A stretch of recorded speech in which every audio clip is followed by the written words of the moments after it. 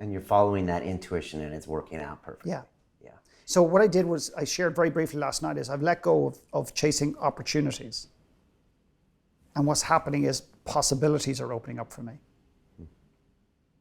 And people will say, well, aren't they the same thing? No, they're not.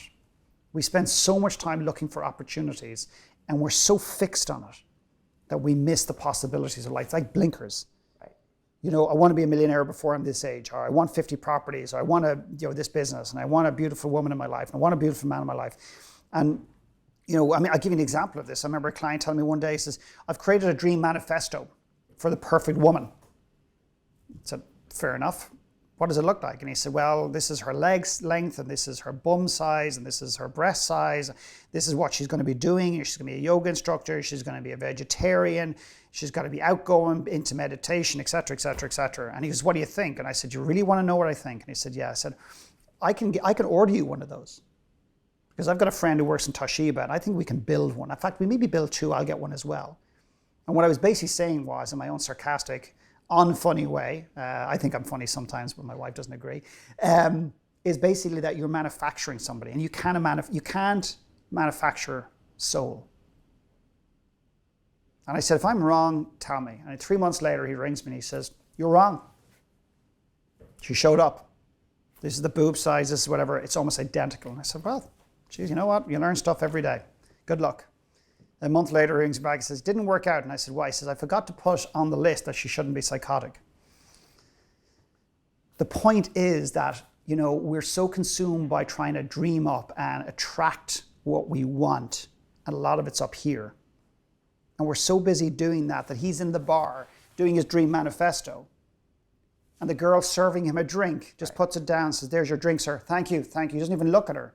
And if he lifted his head and not just looked at her beauty or possible beauty, but opened himself up, that could be literally the love of his life that put the drink down and he didn't even see her because he was too busy chasing what he thought he wanted. Right. And does vulnerability play into that a bit? As in, if you can even be vulnerable yourself, then it'll open you up to even more possibilities? Vulnerability is the doorway. That's a concept most people don't know. Yeah, oh my God. What they're missing in this life.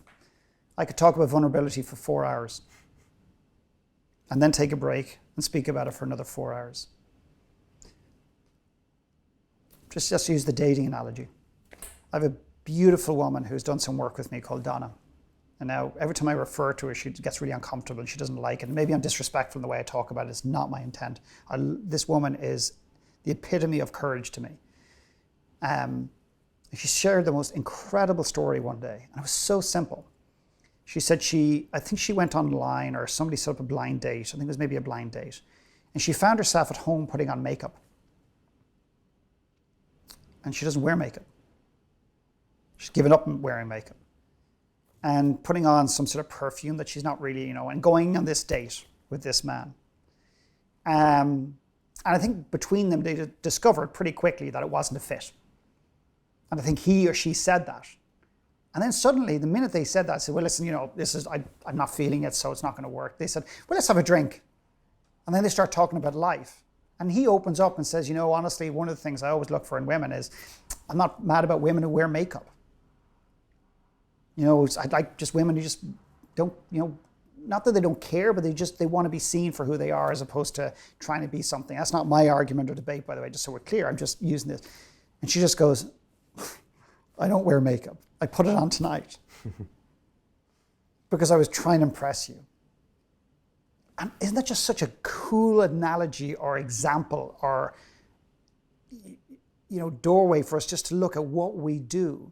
So we'll meet people in a bar, we'll meet people in a restaurant, we'll meet people in life. And we to some extent, unconsciously play a game. It's cat and mouse game. And we're not vulnerable in that space because we're too busy trying to be something we're not. So vulnerability is this most incredible, it's not a tool, it's not a strategy, it's a doorway. It's an incredible possibility.